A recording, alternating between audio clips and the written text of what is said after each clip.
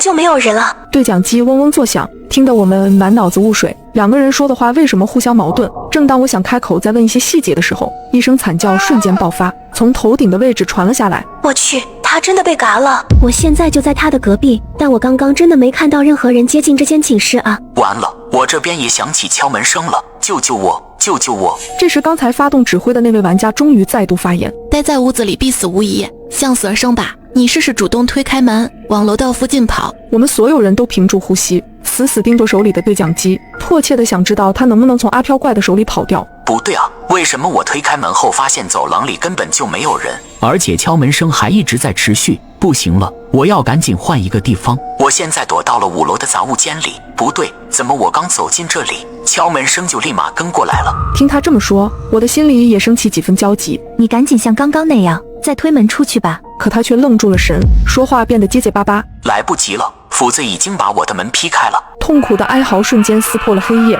时间还没到10分钟，玩家已经折损过半。这个所谓的怪物也太诡异了。本以为透视加瞬移就已经足够变态了，现在居然还要加上一个隐身。接下来的5分钟里，我们依然没有找到任何可以对抗阿飘的信息或者道具。在2位玩家军逃窜无果陆续死去后，整个学校里已经只剩下我和青青以及那个一直在试图指挥拯救大家的人。无可奈何的我们只能不停奔走在不同的寝室里，生怕下一秒就被阿飘怪锁定了目标。直到沉寂许久的对讲机终于再度响起：剩下的2位，你们还在吗？我有一个大胆的猜测，并且找到了一些可以佐证的材料，或许可以保证我们活下去。你们愿意尝试吗？闻言，我和青青顿时眼前一亮，可他接下来的话却让我们震惊无比。如果你们信得过我，现在立刻跑到操场上。什么？去操场上？我们俩都觉得有些震惊。他不会是被阿飘怪盯上了，想让我们主动出去送死，替他牵扯阿飘怪的注意力吧？对方的话到底能不能相信，变成了我们此时最大的困扰。可就是这么摇摆片刻的功夫，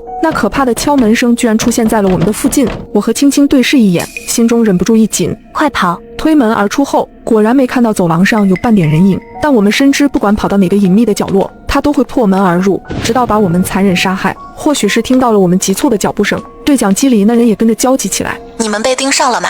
相信我，来操场，来我这里，稍后会给你们解释原因的。面对几乎必死的局面，我们只好咬着牙向着操场跑去。不一会，我们就和那位所谓的指挥官会合了。他笑着安慰我们2人：放心吧，咱们已经安全了。果然正如他所说的那样，好几分钟过去了，那个阿飘再也没有出现过。青青忍不住问道：这是怎么回事？那个指挥官女孩轻轻一笑：刚刚我在办公室里躲藏时，发现了一本破旧日记，上边记录了关于这个阿飘的由来。其实这个阿飘名为张美美，她本是一名